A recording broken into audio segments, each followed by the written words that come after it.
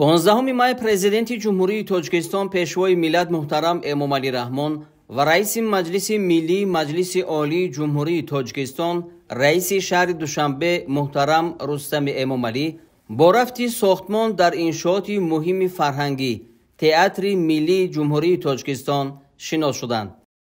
ёдовар мешавем, ки роҳбари давлат муҳтарам Эмомалӣ Раҳмон ҳанӯз 17 марти соли 2015 ба корҳои сохтмон дар Театри миллии Тоҷикистон оғоз бахшида буданд.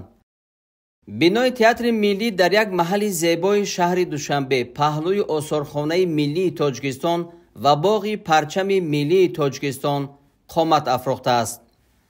зимни боздид аз иншоот ба сарвари давлат муҳтарам Эмомалӣ Раҳмон иттилоъ доданд, ки то имрӯз корҳои оҳану бетонӣ дар арафаи анҷомёбист ва сохтмончиён корро ба хотири дар моҳлати 1 моҳ ва босифат анҷом додани он метезонанд.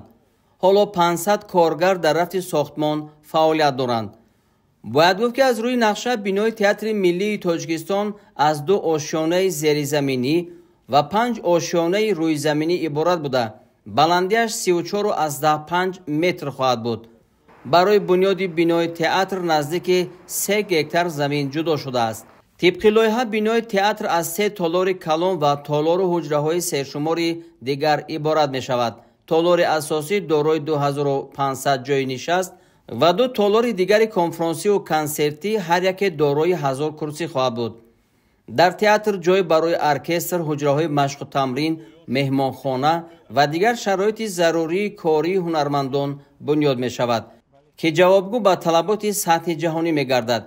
дар ошёнаҳои зеризаминӣ барои 250 мошин, таваққуфгоҳ ва ҳам ҳуҷраҳои зиёди техникӣ ва ёрирасон ҷой хоҳанд гирифт.